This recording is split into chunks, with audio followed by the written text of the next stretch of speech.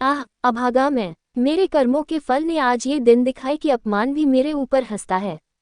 और यह सब मैंने अपने हाथों किया।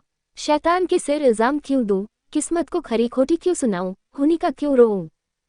जो कुछ किया मैंने जानते और बूझते हुए किया। अभी 1 साल गुजरा जब मैं भाग्यशाली था, प्रतिष्ठित था और समृद्धि मेरी चेहरी थी। दुनिया की नेमतें मेरे सामने हाथ बांधे खड़ी थीं, लेकिन आज बदनामी और कंगाली और शर्मिंदगी मेरी दुर्दशा पर आंसू बहाती है। मैं ऊंचे खानदान का बहुत पढ़ा लिखा आदमी था, फारसी का मुल्ला, संस्कृत का पंडित, अंग्रेजी का ग्रेजुएट। अपने मुंह मियां मिट्ठू क्यों बनूं, लेकिन रूप भी मुझको मिला था, इतना कि दूसरे मुझसे ईर्ष्या कर सकते थे। दरा एक इंसान को खुशी के साथ जिंदगी बसर करने के लिए जितनी अच्छी चीजों की जरूरत हो सकती है वह सब मुझे हासिल थी। सेहत का ये हाल कि मुझे कभी सरदर्द की भी शिकायत नहीं हुई। फिटन की सैर, दरिया की दिलफ्रेबियां, पहाड़ के सुंदर दृश्य, उन खुशियों का जिक्र ही तकलीफदेह है। क्या मजे की जिंदगी थी। आह, यहाँ तक तो अपना दर्द दिल सुना सकता हूँ, लेकिन इसके आगे फिर होठों पर खामोशी की मुहर लगी हुई है। एक सती साध्वी, प्रतिप्राना स्त्री और 2 गुलाब के फूल से बच्चे इंसान के लिए जिन खुशियों, आरजुओं, हौसलों और दिलफरबियों का खजाना हो सकते हैं वह सब मुझे प्राप्त था। मैं इस योग्य नहीं कि उस पतित स्त्री का नाम जबान पर लाऊं। मैं इस योग्य नहीं कि अपने को उन लड़कों का बाप कह सकूं। मगर नसीब का कुछ ऐसा खेल था कि मैंने उन बेहिश्ती नेमतों की कद्र न की। जिस औरत ने मेरे हुक्म और अपनी इच्छा में कभी कोई भेद नहीं किया, जो मेरी सारी बुराइयों के बावजूद कभी शिकायत का एक हर्फ जबान पर नहीं लाई, जिसका गुस्सा कभी आंखों से आगे नहीं बढ़ने पाया। गुस्सा क्या था, कुआर की बरखा थी, 2-4 हल्की हल्की बूंदें पड़ी और फिर आसमान साफ हो गया। अपनी दीवानगी के नशे में मैंने उस देवी की कद्र न की। मैंने उसे जलाया, रुलाया, तड़पाया। मैंने उसके साथ दगा की। आह, जब मैं 2-2 बजे रात को घर लौटता था तो मुझे कैसे कैसे बहाने सूझते थे, नित नए हीले गढ़ता था। शायद विद्यार्थी जीवन में जब बैन के मजे से मदरसे जाने की इजाजत न देते थे, उस वक्त भी बुद्धि इतनी प्रखर न थी। और क्या उस क्षमा की देवी को मेरी बातों पर यकीन आता था। वह भोली थी मगर ऐसी नादान न थी। मेरी खुमार भरी आंखें और मेरे उथले भाव और मेरे झूठे प्रेम प्रदर्शन का रहस्य क्या उससे छिपा रह सकता था। लेकिन उसकी रग रग में शराफत भरी हुई थी, कोई कमीना ख्याल उसकी जबान पर नहीं आ सकता था।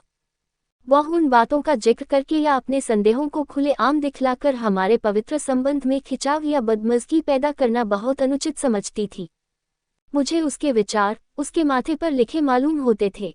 उन बदमज़गियों के मुकाबले में उसे जलना और रोना ज्यादा पसंद था। शायद वह समझती थी कि मेरा नशा खुद ब खुद उतर जाएगा। काश इस शराफत के बदले उसके स्वभाव में कुछ ओछापन और अनुदारता भी होती। काश वह अपने अधिकारों को अपने हाथ में रखना जानती। काश वह इतनी सीधी न होती।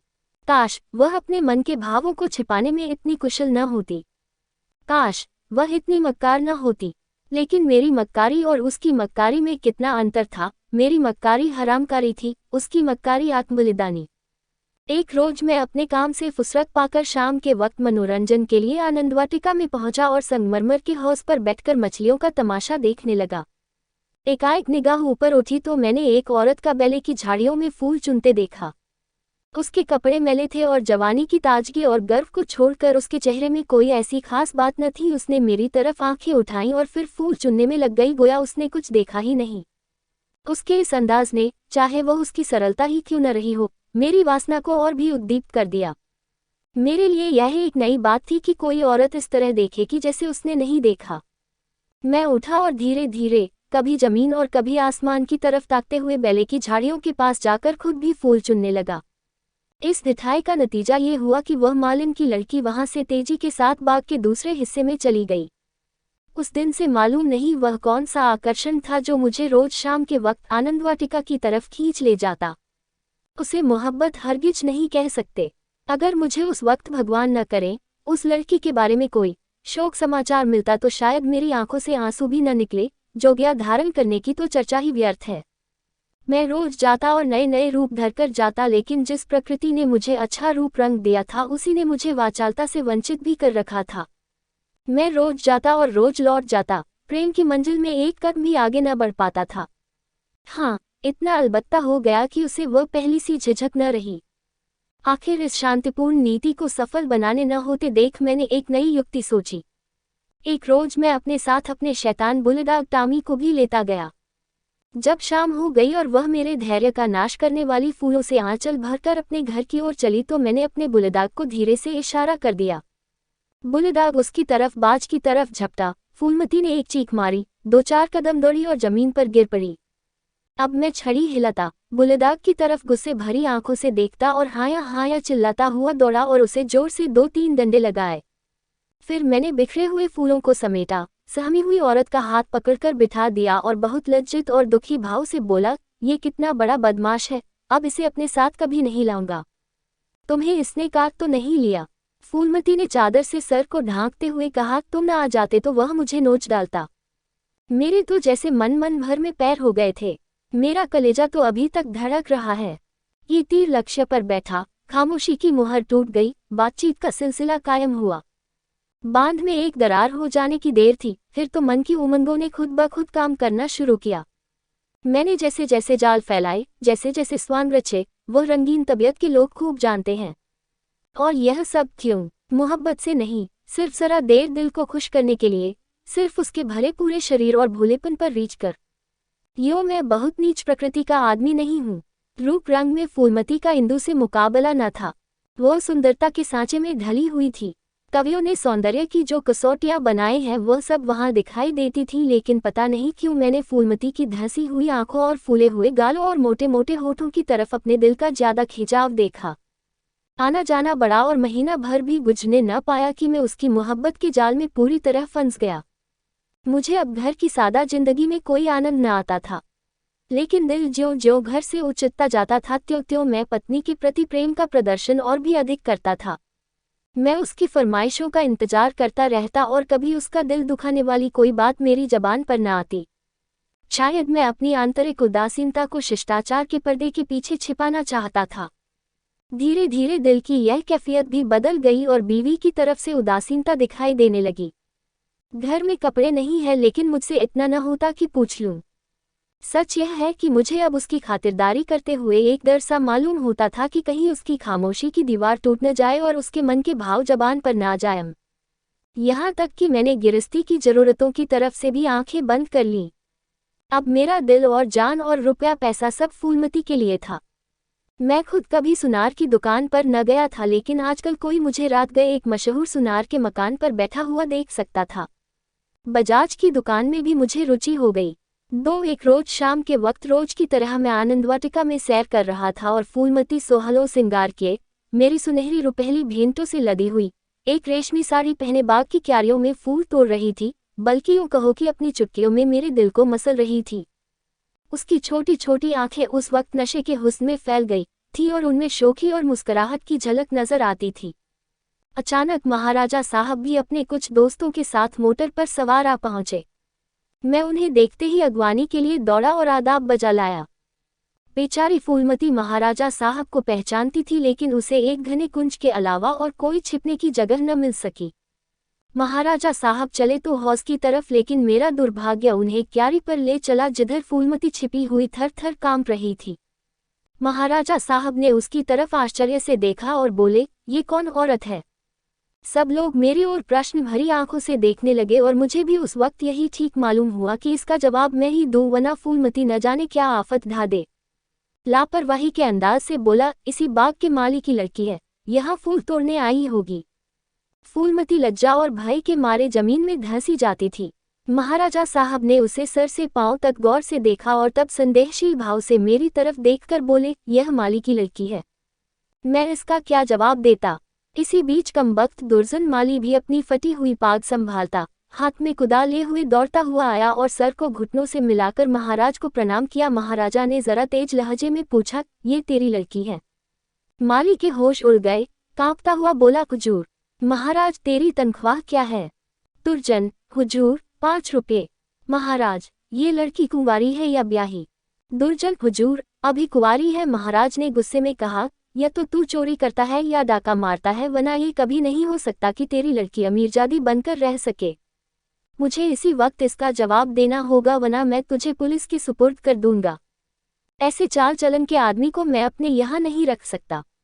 माली की तो घिघी बंद गई और मेरी यह हालत थी कि काटो तो बदन में लहू नहीं। दुनिया अंधेरी मालूम होती थी। मैं समझ गया कि आज मेरी शामत सर पर सवार है। वह मुझे जड़ से उखाड़कर दम लेगी। महाराजा साहब ने माली को जोर से डांट कर पूछा, तू खामोश क्यों है, बोलता क्यों नहीं? तुर्जन फूट फटकर रोने लगा। जब जरा आवाज सुधरी तो बोला, हुजूर, बाप दादे से सरकार का नमक खाता हूँ, अब मेरे बुढ़ापे पर दया कीजिए, ये सब मेरे फूटे नसीबों का फेर है धर्मावतार। इस छोकरी ने मेरी नाक कटा दी, कुल का नाम मिटा दिया। अब मैं कहीं मुंह दिखाने लायक नहीं हूँ। इसको सब तरह से समझा बुझाकर हार गए हुजूर, लेकिन मेरी बात सुनती ही नहीं तो क्या करूँ? हुजूर माए बाप हैं, आपसे क्या पर्दा करूँ? उसे अब अमीरों के साथ रहना अच्छा लगता है, और आजकल के रईसों और अमीरों को क्या कहूँ, दीनबंधु सब जानते हैं। महाराजा साहब ने जरा देर गौर करके पूछा, क्या उसका किसी सरकारी नौकर से संबंध है? तुर्जन ने सर झुकाकर कहा, हुजूर। महाराज साहब, वह कौन आदमी है, तुम्हें उसे बतलाना होगा। तुर्जन, महाराज जब पूछेंगे बता दूंगा, सांझ को आंच क्या। मैंने तो समझा था कि इसी वक्त सारा पर्दाफाश हुआ जाता है, लेकिन महाराजा साहब ने अपने दरबार के किसी मुलाजिम की इज्जत को इस तरह मिट्टी में मिलाना ठीक नहीं समझा। वे वहां से टहलते हुए मोटर पर बैठकर महल की तरफ चले। इस मनहूस वाक्य के एक हफ्ते बाद एक रोज मैं दरबार से लौटा तो मुझे अपने घर में से एक बूढ़ी औरत बाहर निकलती हुई दिखाई दी। उसे देखकर मैं ठिठका। उसे चेहरे पर बनावटी भोलापन था जो कुटनियों के चेहरे की खास बात है। मैंने उसे डांटकर पूछा, तू कौन है, यहाँ क्यों आई है? बुढ़िया ने दोनों हाथ उठाकर मेरी बुलाई ली और बोली, बेटा नाराज ना हो, गरीब भिखारी हूँ, मालिकिन का सुहाग भरपूर रहे, उसे जैसा सुनती थी वैसा ही पाया। ये कहकर उसने जल्दी से कदम उठाए और बाहर चली गई। मेरे गुस्से का पारा चढ़ा। मैंने घर जाकर पूछा, ये कौन औरत थी? मेरी बीवी ने सर झुकाए धीरे से जवाब दिया, क्या जानूं, कोई भिखारिन थी। मैंने कहा, भिखारिनों की सूरत ऐसी नहीं हुआ करती, ये तो मुझे कुटनी सी नजर आती है। साफ साफ बताओ उसके यहाँ आने का क्या मतलब था? लेकिन बजाय कि इन संदेह भरी बातों को सुनकर मेरी बीवी गर्व से सिर उठाए और मेरी तरफ उपेक्षा भरी आंखों से देखकर अपनी साफदिली का सबूत दे, उसने सर झुकाए हुए जवाब दिया, मैं उसके पेट में थोड़े ही बैठी थी, भीख मांगने आई थी, भीख दे दी। किसी के दिल का हाल कोई क्या जाने। उसके लहजे और अंदाज से पता चलता था कि वह जितना जबान से कहती है, उससे ज्यादा उसके दिल में है। झूठा आरोप लगाने की कला में वह अभी बिल्कुल कच्ची थी, वरना तेरिया चरित्र की थाह किसे मिलती है। मैं देख रहा था कि उसके हाथ पांव थरथरा रहे हैं। मैंने झपटकर उसका हाथ पकड़ा और उसके सिर को ऊपर उठाकर बड़े गंभीर क्रोध से बोला, इंदु, तुम जानती हो कि मुझे तुम्हारा कितना एतबार है, लेकिन अगर तुमने इसी वक्त सारी घटना सच सच न बता दी तो मैं नहीं कह सकता कि इसका नतीजा क्या होगा। तुम्हारा धन बतलाता है कि कुछ न कुछ दाल में काला जरूर है। ये खूब समझ रखो कि मैं अपनी इज्जत को तुम्हारी और अपनी जानों से ज्यादा अजीज समझता हूँ। मेरे लिए ये डूब मरने की जगह है कि मैं अपनी बीवी से इस तरह की बातें करूं, उसकी ओर से मेरे दिल में संदेह पैदा हो। मुझे अब ज्यादा सब्र की गुंजाइश नहीं है, बोलो क्या बात है। इंदुमती मेरे पैरों पर गिर पड़ी और रोकर बोली, मेरा कसूर माफ कर दो। मैंने गरज कर कहा, वह कौन सा कसूर है? इंदुमती ने संभल कर जवाब दिया, तुम अपने दिल में इस वक्त जो ख्याल कर रहे हो उसे एक पल के लिए भी वहां न रहने दो, वरना समझ लो कि आज ही इस जिंदगी का खात्मा है। मुझे नहीं मालूम था कि तुम मेरे ऊपर जो जुर्म किए हैं उन्हें मैंने किस तरह झेला है, और अब भी सब कुछ झेलने के लिए तैयार हूँ। मेरा सर तुम्हारे पैरों पर है, जिस तरह रखोगे रहूंगी। लेकिन आज मुझे मालूम हुआ कि तुम खुद हो वैसा ही दूसरों को समझते हो। मुझसे भूल अवश्य हुई है, लेकिन उस भूल की यह सजा नहीं कि तुम मुझ पर ऐसे संदेह न करो। मैंने उस औरत की बातों में आकर अपने सारे घर का चिट्ठा बयान कर दिया। मैं समझती थी कि मुझे ऐसा नहीं करना चाहिए, लेकिन कुछ तो उस औरत की हमदर्दी और कुछ मेरे अंदर सुलगती हुई आग ने मुझसे ये भूल करवाए, और इसके लिए तुम जो सजा दो वह मेरे सर आंखों पर। मेरा गुस्सा जरा धीमा हुआ। बोला, तुमने उससे क्या कहा? इंदुमती ने दिया, घर का जो कुछ हाल है, तुम्हारी बेवफाई, तुम्हारी लापरवाही, तुम्हारा घर की जरूरतों की फिक्र न रखना। अपनी बेवकूफ़ी का क्या कहूँ, मैंने उसे यहाँ तक कह दिया कि इधर 3 महीने से उन्होंने घर के लिए कुछ खर्च भी नहीं दिया और इसकी चोट मेरे गहनों पर पड़ी। तुम्हें शायद मालूम नहीं कि इन 3 महीनों में मेरे 450 रुपये के जेवर बिक गए। न मालूम क्यों मैं उससे ये सब कुछ कह गई। जब इंसान का दिल जलता है तो जबान तक उसी आन चाही जाती है। मगर मुझसे जो कुछ खता हुई उससे कई गुनी सख्त सजा तुमने मुझे दी है। मेरा बयान लेने का भी सब्र न हुआ। खैर, तुम्हारे दिल की कैफियत मुझे मालूम हो गई। तुम्हारा दिल मेरी तरफ से साफ नहीं है, तुम्हें मुझ पर विश्वास नहीं रहा, वरना एक भिखारिन औरत के घर से निकलने पर तुम्हें ऐसे शुबहे क्यों होते। मैं सर पर हाथ रखकर बैठ गया। मालूम हो गया कि तबाही के सामान पूरे हुए जाते हैं। 4 दूसरे दिन मैं ज्यों ही दफ्तर में पहुंचा, चौबदार ने आकर कहा, महाराज साहब ने आपको याद किया है। मैं तो अपनी किस्मत का फैसला पहले से ही किए बैठा था। मैं खूब समझ गया था कि वह बुढ़िया खुफिया पुलिस की कोई मुखबिर है जो मेरे घरेलू मामलों की जांच के लिए तैनात हुई होगी। कल उसकी रिपोर्ट आई होगी और आज मेरी तलबी है। खौफ से सहमा हुआ, लेकिन दिल को किसी तरह संभाले हुए कि जो कुछ सर पर पड़ेंगी देखा जाएगा, अभी से क्यों जान दूं। मैं महाराजा की खिदमत में पहुंचा। वह इस वक्त अपने पूजा के कमरे में अकेले बैठे हुए थे। काजों का एक ढेर इधर उधर फैला हुआ था और वह खुद किसी ख्याल में डूबे हुए थे। मुझे देखते ही वह मेरी तरफ मुखातिब हुए। उनके चेहरे पर नाराजगी के लक्षण दिखाई दिए।